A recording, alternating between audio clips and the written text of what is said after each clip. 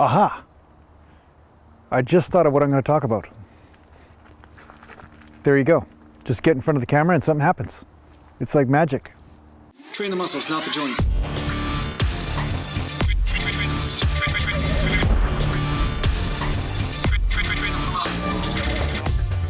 Welcome back to Natural Gallant Bodybuilding, and today I'm going to talk to you a little bit about...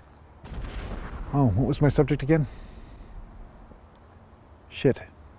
Okay, I remember now. One thing I want to talk about today is that not all exercises are suited for all rep ranges. And I have talked about this in the past, but what I want to really talk about right now is the fact that there are some exercises that do not suit heavy weight whatsoever, as far as doing 5 rep sets or 6 rep sets to failure. Like, these types of exercises do not suit that whatsoever, but they can still help you with overall development in your training. Now, one example of this that I have talked about is with isolation exercises as opposed to compounds. With isolation exercises, there is a greater risk of injury if you're doing super heavy weight, especially when it comes down to flies or when it comes down to preacher curls or some type of exercise that puts a lot of stress on the joints.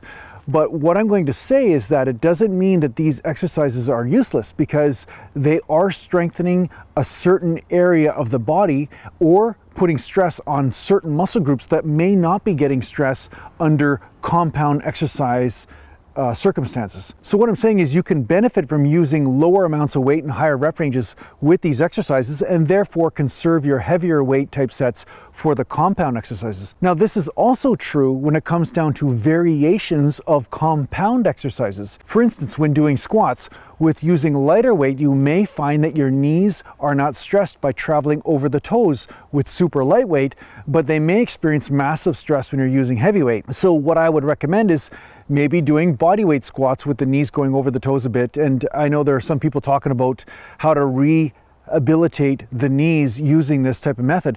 And I think it's a great method when it comes down to warming up the knees or possibly strengthening areas which are weak. You may also find the same thing when it comes down to skull crushers around the elbows. Using super lightweight, maybe you want to stress the elbows with a certain range of motion, but using heavyweight, that would probably blast your elbows apart, and you definitely would not want to risk the elbow under those circumstances with heavy weight.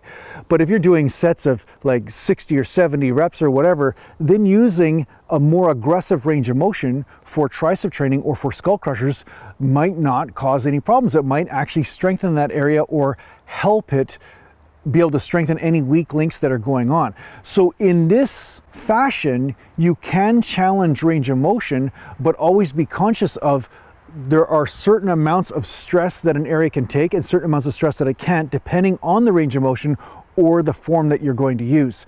Now, another classic example of this was back in the day, I tried to do 5 rep sets and 8 rep sets with skull crushers, and with the standard sort of exercise form, I found that that was just too much for skull crushers, period, and I would get elbow pain from it.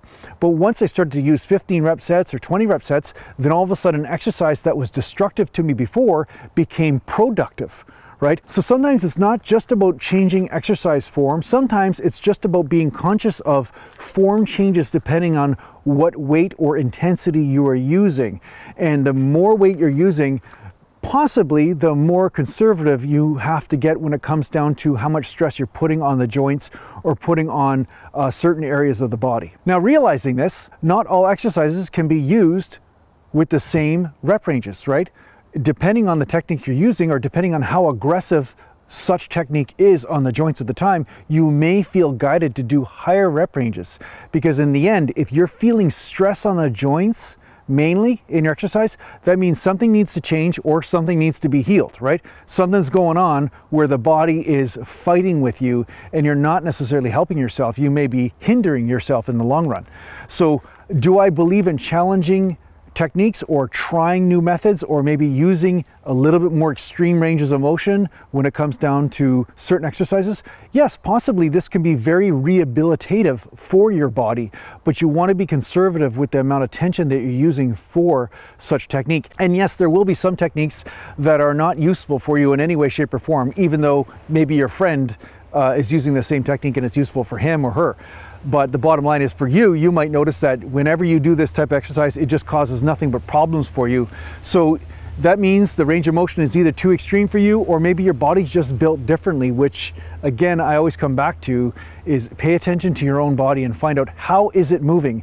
Can you challenge how it's moving? Can you increase flexibility? Yes, to a certain point you may be able to, but that does not mean that you're automatically going to be able to do exactly the same technique as somebody else with the same type of intensity, rep range, or you know what I'm saying. You know what I'm saying? I think you know what I'm saying. Mountain. So yeah, really, what I want you to take from this video is that not all rep ranges apply to all exercises. You know, sometimes we have the compound versus isolation, but we also have different techniques that we also have to pay attention to. And depending on the technique that you're using or the specific type of exercise form, you may feel guided to change the intensity of the rep ranges to lower or higher depending on what technique you're using. So I hope this helps you out in your training. Thanks a lot for watching. And if you need to get a hold of me, just go to naturalgallantbodybuilding.com. And thanks to the Patreon supporters, and take care for now. Mountain. So somebody in the comments said that they didn't know that I had a website, even though I advertise the website at the end of every single video, and I advertise it on my workout programs that I put up on the screen right here from time to time, and then the website comes up below and whatever.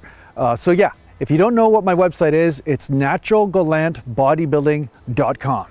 Check it out. That's my website, naturalgallantbodybuilding.com. I hope this helps you out. Mountain.